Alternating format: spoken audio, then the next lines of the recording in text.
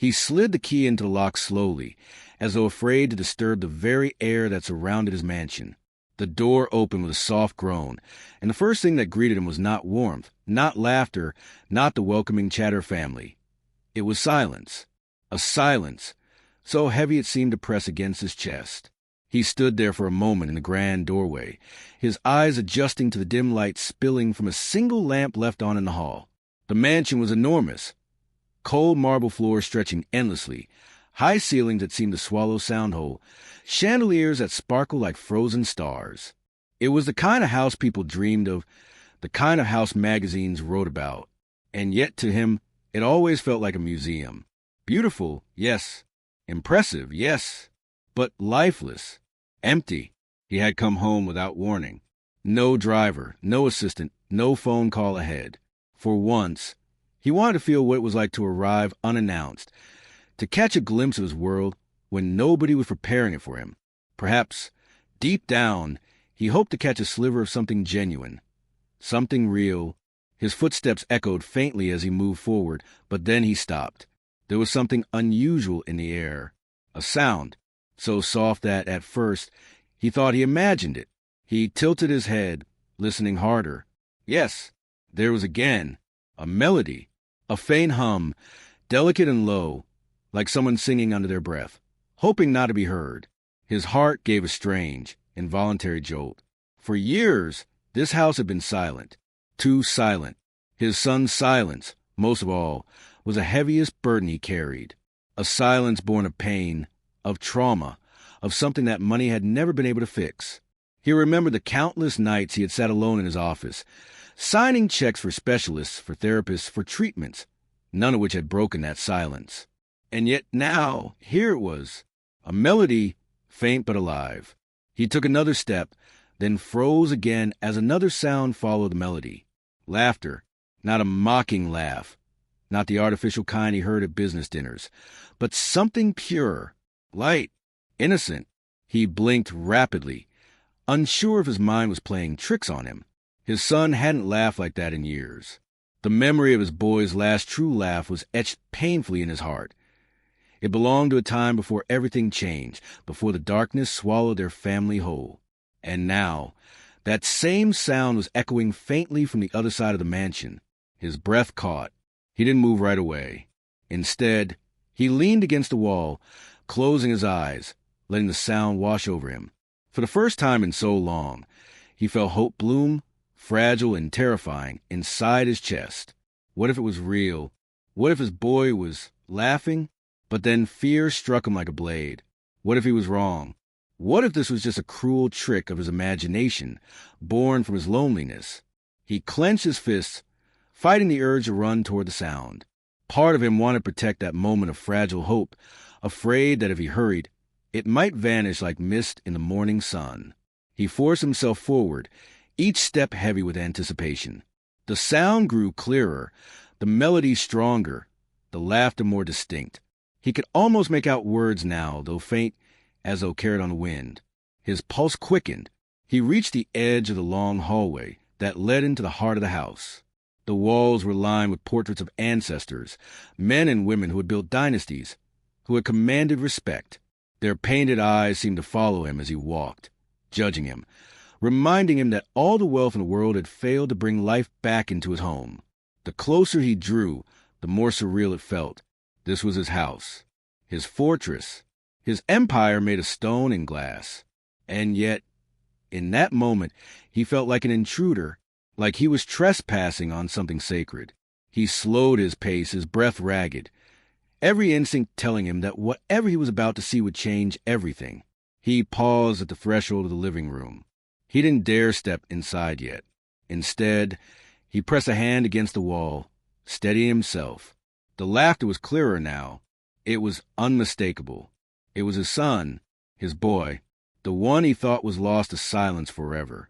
Tears stung his eyes before he even realized he was crying. He wiped them quickly, angry at his own weakness, but they came anyway, hot, relentless, because that sound was real. It wasn't a dream. His son was laughing, and somewhere deep inside he already knew his life was about to change forever.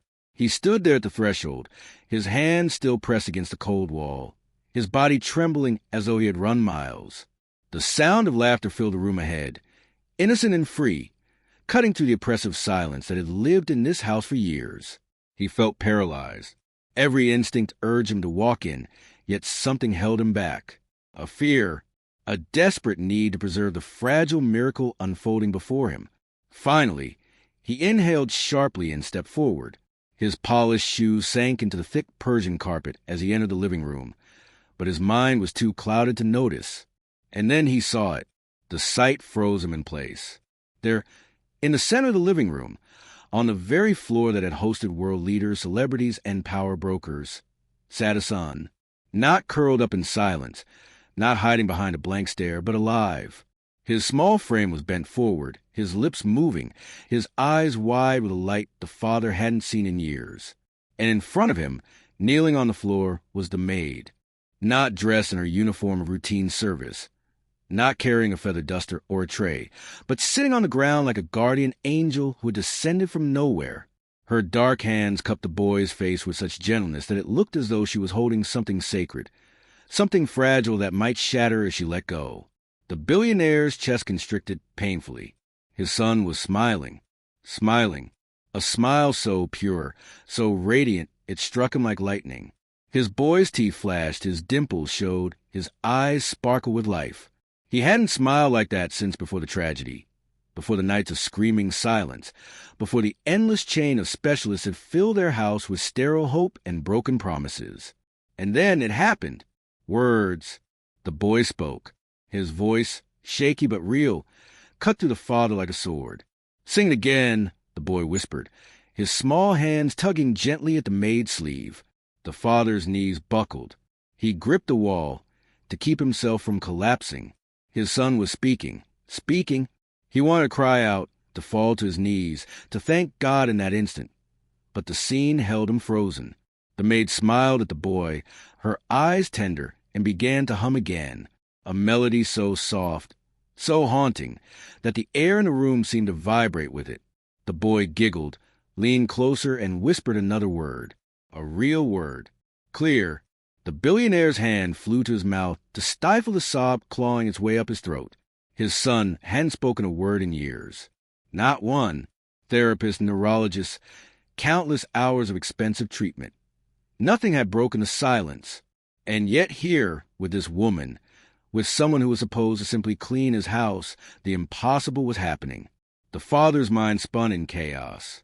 How? How was this possible? Who was this woman, really? And why had she unlocked something that all his wealth could not?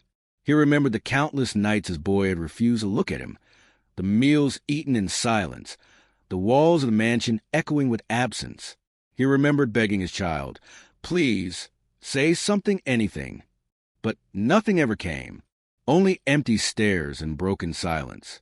And now his son's laughter was bouncing off the walls, filling every corner of the house with sound so foreign it felt like music from another world. He wanted to rush forward, to take his boy into his arms, to cry with him, to tell him how proud he was, how much he loved him. But he couldn't, because deep inside he knew that if he stepped too soon, he might shatter the fragile magic unfolding before his eyes. So he stood there, half in shadow, half in light, his heart breaking and healing all at once, watching the impossible happen just a few feet away. And as he watched, one terrifying, humbling thought gripped him so tightly he could hardly breathe. This woman, this maid, was giving him back his son. For a long time, he remained in the shadows, afraid that even the sound of his own breathing might shatter what he was witnessing. His son was alive in a way he hadn't seen in years. The laughter was not forced, not coached. It was real. And the maid, the woman he had barely noticed before, was at the center of it. Then, as if sensing the weight of his presence, the maid lifted her head. Their eyes met across the room. She did not flinch. She did not recoil in fear as so many others did when confronted by his stern gaze. Instead, she held his eyes calmly, almost defiantly, as though she had known all along that he would come. And then she did something he did not expect. She smiled. Not a smile of apology, not a smile of servitude, but a smile of understanding. as if to say, "You don't need to be afraid anymore. Look at your son."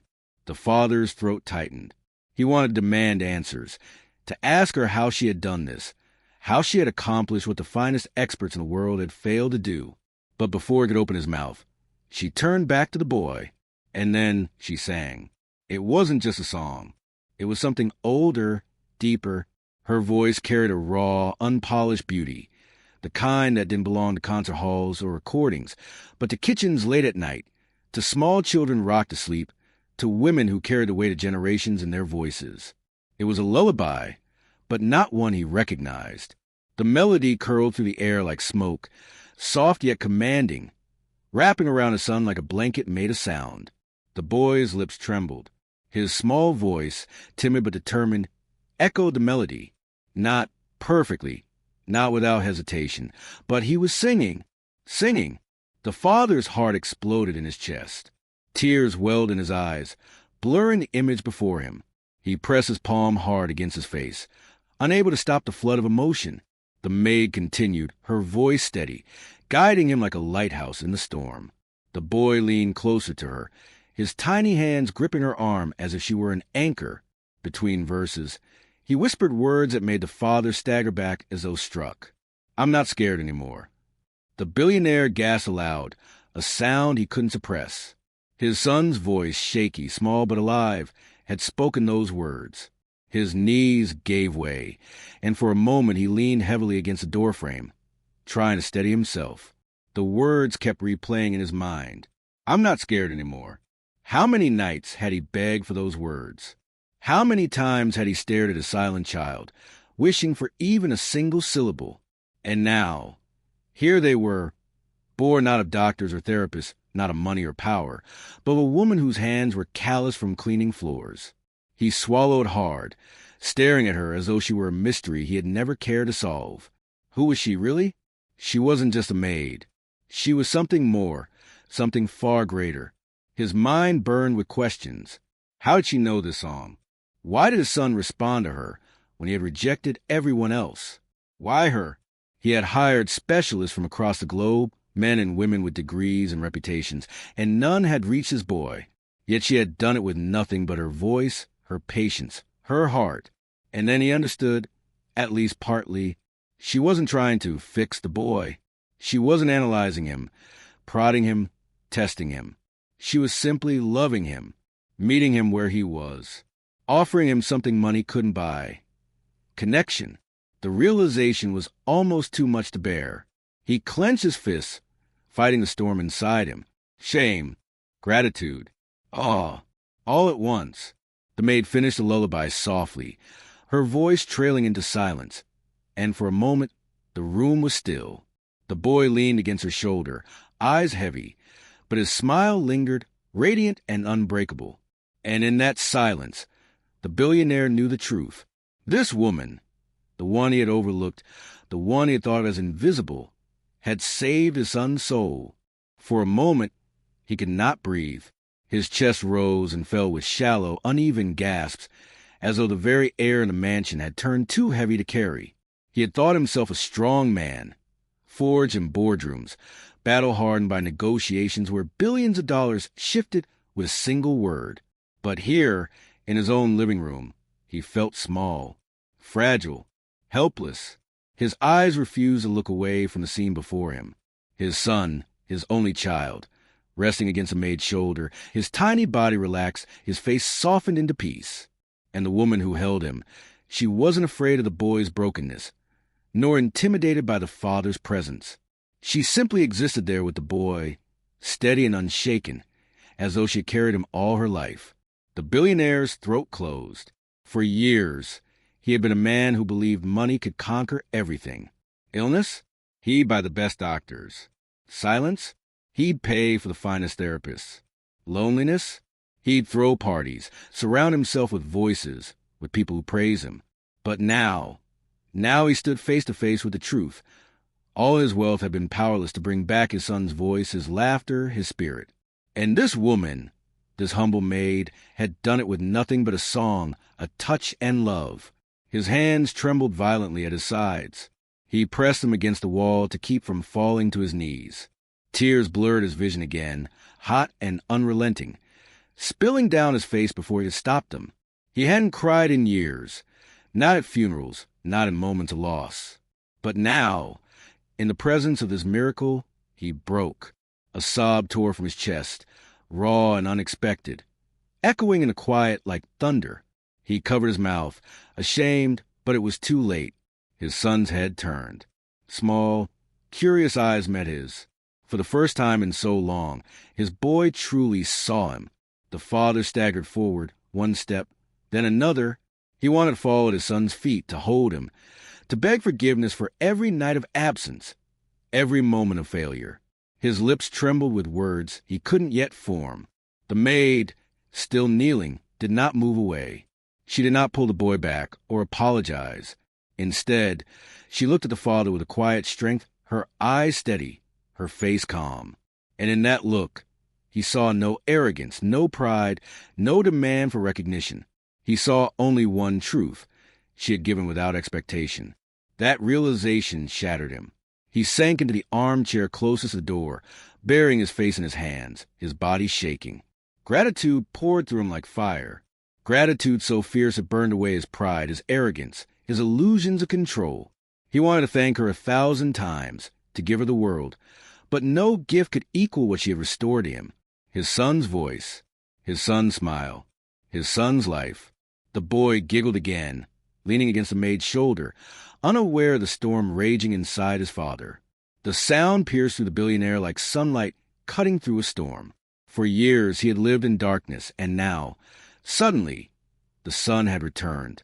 He looked up, his eyes swollen with tears, and whispered hoarsely, though the words were meant only for himself, "God, thank you for sending her." He stayed seated for a long time, hands clasped, breath unsteady, watching the two of them as if they were a fragile miracle that might dissolve if he blinked too hard.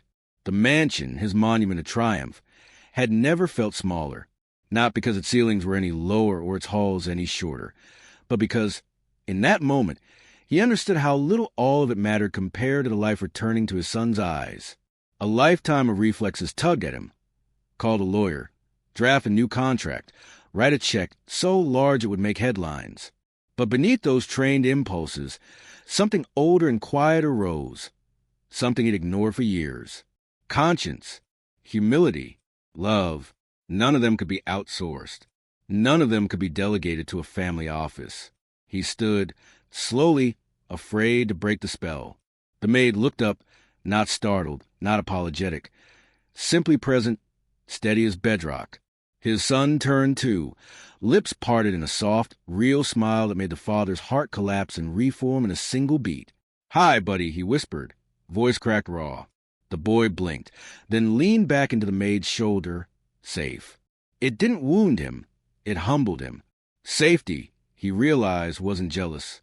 It just wanted the child whole. He moved closer, kneeling to their level. The silk of his suit pulled at the seams. But he didn't care. "Thank you," he said, to her, to the boy, to whoever was listening. "Thank you for giving him back a piece of himself." She shook her head gently. "He gave it back to himself," she said. "I only waited with him in the dark until he was ready to see the light." The words hit him like scripture. Waiting in the dark. He had thrown money at the night, hired experts to sprint through it, but no one had kept watch the way she had.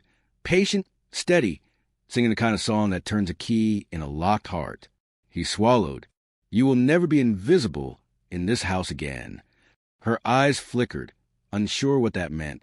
He let the weight of the next choice settle into his bones. This would not be a gesture.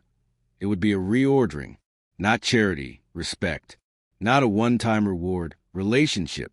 "From tonight," he said, voice firming, "this home changes. We change. He will not heal in the shadow of calendars and conference calls. I will be here. I will learn the song. I will earn the right to be the calm he leans on." A single tear traced her cheek. The boy reached for his father's sleeve, small fingers tentative. The father offered his hand, palm open, no agenda. The boy rested his hand there, then left it. A bridge. Not grand, not loud, true. He exhaled, a vow forming in the space between them. The mansion would become a home. quiet corners for lullabies, mornings without meetings, dinners without phones. The staff schedule would rotate to protect what mattered: unhurried time, consistency, warmth. No more frantic fixes, only faithful presence. Therapies would be chosen not by price or prestige, but by gentleness and fit. The maid, no, her name, would be at the center of every decision, not as help, but as a guardian of the boy's trust. He would replace performance with presence. School pickups, bedtime stories, the thousand small rituals that stitch a heart back together. He stood and extended his hand to her, formal and reverent. "Tell me your name," he said, not because he didn't know it from payroll, but because he wanted to receive it properly, as a gift offered, not a service rendered. She told him. He repeated it softly, then again, as if engraving it into the wood of the room. "If you'll allow it," he continued, "I want you to lead us, me included, in what helps him most. Title, pay, support will elevate all of it. But more than that, I want your voice in every room where decisions about him are made." She hesitated. "I don't need." "It isn't about need," he said gently. "It's about honor." The boy yawned, a sound so ordinary it felt like a benediction. The father glanced at the grand piano that had been a silent sculpture for years. He crossed to it, lifted the fallboard, and pressed a single key. The note spread like warm light. He searched for the lullaby's shape, not to master it, but to join it. The melody was simple, a circle more than a line, and he found a way to follow, imperfect but willing. She hummed. The boy's eyes drooped. The father's fingers stumbled, then steadied, learning what his money never taught him: how to be gentle, how to be slow, how to keep time with a tender heart instead of clock. When the song ended, the house did not fall back into the old, brittle silence. It rested. That was new, the kind of quiet that comes after rain. He reached into his pocket, pulled out his phone, and began to type, not emails, not orders, resignations, cancellations, boundaries. He drew a ring around the days ahead and wrote a single word: ours. He looked up. "Tomorrow we start again," he said. "New routines, new promises. I'll bring breakfast to the floor if that's where he wants to eat. I'll learn every verse of that song. I'll fail and I'll try again. You won't carry this alone anymore." She nodded, relief softening into trust. The boy, already drifting, murmured something that made both adults still. A small, sleepy word, almost lost in the room. "Daddy." The father's hand flew to his mouth. He bowed his head, shoulders shaking, not with the old, helpless grief, but with a gratitude so fierce it remade him from the inside out. He crossed them, sat on the carpet, and let his son lean across both their laps, a living proof that love is wide enough for more than one pair of arms. In the days that followed, the changes were not dramatic to outsiders. No press releases, no ribbon cuttings. But the house learned a different rhythm. Shoes left by the piano, drawings taped to a marble column, a calendar that bent around a small boy's courage. Titles softened, voices lowered. The melody returned again and again until it belonged to all three of them. And when the boardroom called, offering the old crown of urgency, he smiled and answered with the only power that finally mattered. "Not tonight," he said. "My son needs a song."